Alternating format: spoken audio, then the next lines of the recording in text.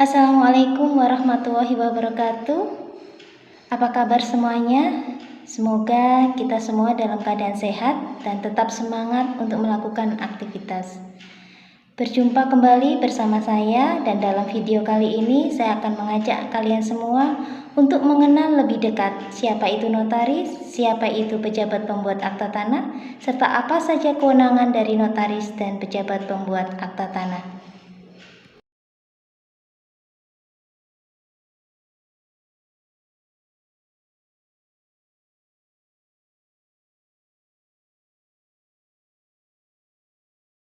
Dalam pasal 1, angka 1, Undang-Undang Nomor 30 Tahun 2004 tentang Jabatan Notaris, sebagaimana diubah dengan Undang-Undang Nomor 2 Tahun 2014 tentang perubahan atas Undang-Undang Nomor 30 Tahun 2004 tentang Jabatan Notaris, dijelaskan yang dimaksud dengan notaris adalah pejabat umum yang berwenang membuat akta otentik dan memiliki kewenangan lainnya sebagaimana dimaksud dalam undang-undang ini atau berdasarkan undang-undang lainnya.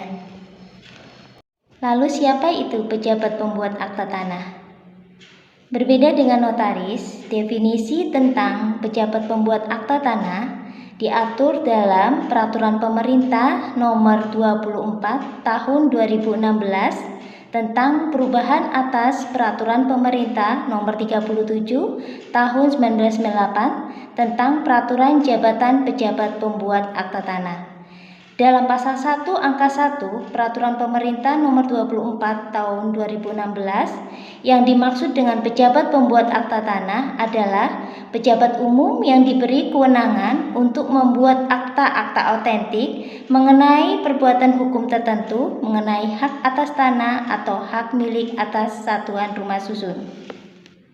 Jadi jelas ada perbedaan yang mendasar tentang notaris dan juga pejabat pembuat akta tanah. Pertama, dari segi dasar hukum. Dasar hukum untuk notaris seperti yang telah disampaikan tadi diatur dalam Undang-Undang Nomor 2 Tahun 2014. Undang-undang tersebut selain menjelaskan tentang apa yang dimaksud dengan notaris, juga menjelaskan tentang syarat untuk dapat diangkat menjadi notaris. Salah satunya adalah berijazah sarjana hukum dan lulus jenjang strata 2 kenotariatan. Untuk pengangkatan dan pemberhentian notaris itu sendiri dilakukan oleh Menteri Hukum dan HAM. Sedangkan dasar hukum pejabat pembuat akta tanah diatur dalam Peraturan Pemerintah Nomor 24 Tahun 2016. Pejabat pembuat akta tanah itu sendiri diangkat dan diberhentikan oleh Menteri Agraria dan Tata Ruang, Kepala Badan Pertanahan Nasional Republik Indonesia. Untuk dapat diangkat menjadi pejabat pembuat akta tanah, yang bersangkutan harus lulus ujian PPAT yang diselenggarakan oleh Kementerian Agraria dan Tata Ruang, Badan Pertanahan Nasional Republik Indonesia. Ruang lingkup kewenangan notaris itu sendiri meliputi yang pertama, wewenang berkaitan dengan tempat. Ini berarti notaris harus mempunyai kewenangan di tempat di mana akta itu dibuat. Pasal 18 Undang-Undang Jabatan Notaris menentukan ayat 1-nya, notaris mempunyai tempat kedudukan di daerah, kabupaten, atau kota.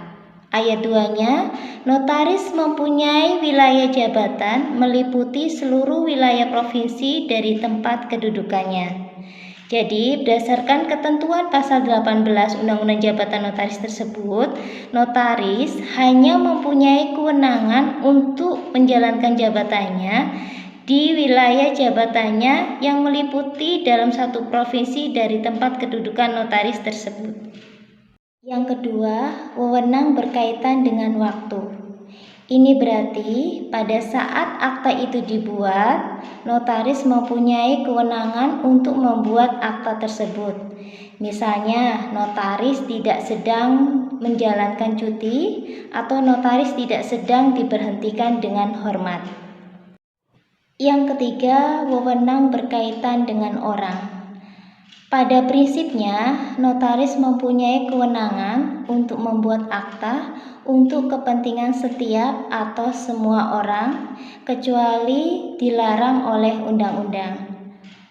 Orang-orang yang tidak dapat menjadi pihak dalam akta, sebagaimana ditentukan dalam pasal 52 ayat 1 Undang-Undang Jabatan Notaris adalah yang pertama notaris yang bersangkutan, yang kedua istri atau suami notaris, yang ketiga orang-orang yang mempunyai hubungan kekeluargaan dengan notaris, baik karena perkawinan maupun hubungan saudara dalam garis lurus ke bawah dan atau ke atas tanpa pembatasan derajat, serta dalam garis ke samping sampai dengan derajat ketiga. Yang keempat, wewenang yang berkaitan dengan akta. Ini berarti wewenang yang dikaitkan dengan akta yang dibuat oleh notaris. Berdasarkan ketentuan pasal 15 ayat 1 Undang-Undang Jabatan Notaris, pada prinsipnya notaris mempunyai kewenangan untuk membuat akta otentik mengenai semua perbuatan, perjanjian, dan penetapan yang diharuskan oleh peraturan perundang-undangan dan atau yang dikehendaki oleh yang berkepentingan untuk dinyatakan dalam akta otentik. Sedangkan ruang lingkup kewenangan pejabat pembuat akta tanah adalah pejabat pembuat akta tanah hanya berwenang membuat akta mengenai hak atas tanah atau hak milik atas satuan rumah susun yang terletak di dalam daerah kerjanya. Hal tersebut berdasarkan ketentuan pasal 4 ayat 1 Peraturan Pemerintah Nomor 37 Tahun 1998. Lalu akta-akta apa saja yang dibuat oleh PPAT yang dapat dijadikan dasar pendaftaran peralihan hak? Berdasarkan ketentuan pasal 95 Peraturan Menteri Agraria Kepala Badan Pertanahan Nasional Republik Indonesia Nomor 3 Tahun 1997, akta-akta yang dibuat oleh PPAT yang dapat dijadikan dasar pendaftaran peralihan hak adalah akta jual beli, akta tukar menukar, akta hibah, akta pemasukan ke dalam perusahaan, akta pembagian hak bersama, akta pemberian hak tanggungan, akta pemberian hak guna bangunan atas tanah hak milik, akta pemberian hak pakai atas tanah hak milik, dan SKMHT. Sekian dulu informasi yang dapat saya sampaikan. Semoga ini bisa memberikan pencerahan untuk kalian semua. Tetap semangat dan sukses selalu. Wassalamualaikum warahmatullahi wabarakatuh.